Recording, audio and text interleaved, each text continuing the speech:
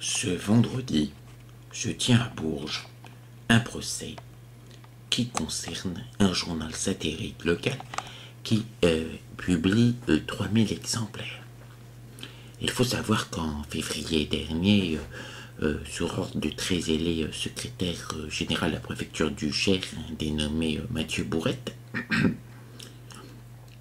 la police a débarqué vers 5h30 dans une résidence où se trouvait une famille russe pour expulser les gens. Et laissant toute seule la grand-mère malade sans pouvoir dire au revoir à sa famille. Et une vive émotion s'en est fait ressentir dans la population berruyère, en fait de la population berruyère qui a un cœur, parce qu'il y en a une. Hein. Et disons que dans le cadre du péri républicain, il y a eu une caricature sur le site de ce journal qui reprenait l'affiche du film La Rafle, où le visage du policier qui embarque les enfants est remplacé par une photo de Mathieu Bourrette en question. Bien que la rédaction du journal ait fait tout ce qui était en sa mesure pour gommer toute trace un petit peu tendancieuse, hein. Ils n'ont pas mis de croix gammée, tout ça, ou d'étoiles jaunes. Donc, 3 mois plus tard, puisque ça s'est passé en février, le directeur de publication du Berry républicain a été averti par Mathieu Bourrette qu'une plainte était déposée pour injure publique envers un fonctionnaire. Le procès est programmé au tribunal de grande instance de Bourges aujourd'hui même. Et il a reçu en quelque sorte ce procès, une sorte d'aval de briseur de feu qui se joint à la plainte de Mathieu Bourrette lui-même qui, pour ce dernier, a été nommé substitut du procureur général près de la cour d'appel de Grenoble. Il n'est même plus à Bourges.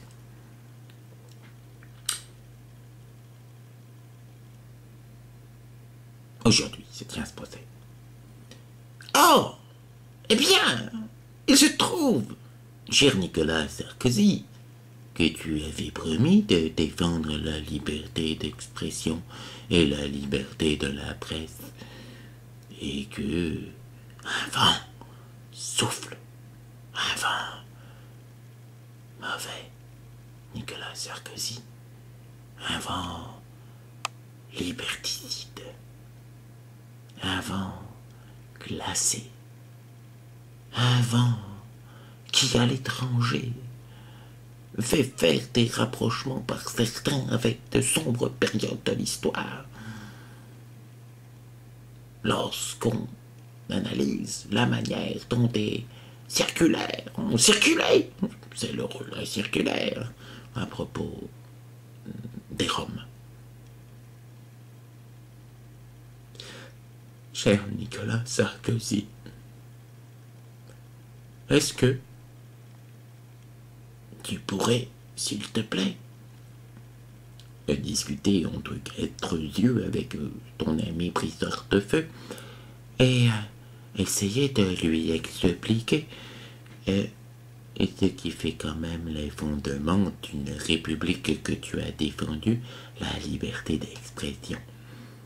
J'ai peur que Brice il soit une position au ministère de l'Intérieur qui lui mette quelque peu des œillères et qui l'empêche d'avoir un tableau très clair de la question. Si j'ai peur, parce que il y a des gens, en plus, qui disent que la justice, des fois, par hasard, dans certains recoins, il serait un petit peu gagné au pouvoir parce qu'il y a des sortes de bizarreries qui se passent dans certaines sphères. Il y en a qui disent ça. Mais je ne peux pas m'empêcher de penser que si les auteurs du Péri-Ripou devaient payer 12 000 € pour quelque chose qui est fondamentalement la liberté de la presse, ils ne sauraient faire autrement ces gens-là que de en parler plus. et que ça te ferait une mauvaise publicité, Nicolas Sarkozy.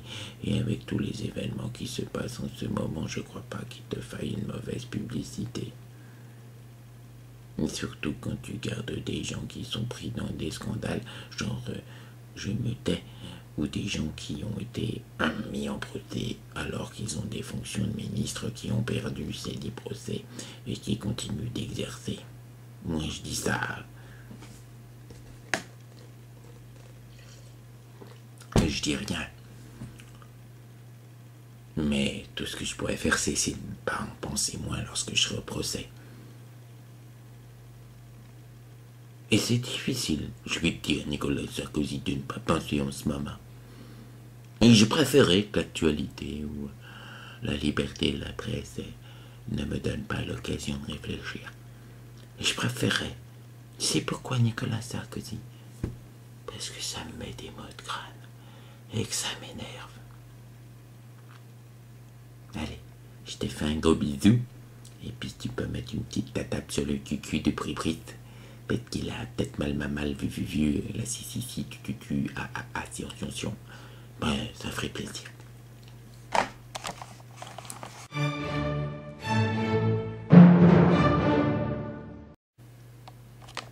12 000 € s'y perdent.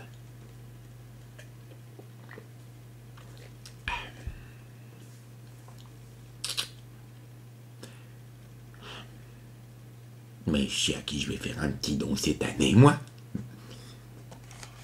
Ce que tu dis, c'est de la merde.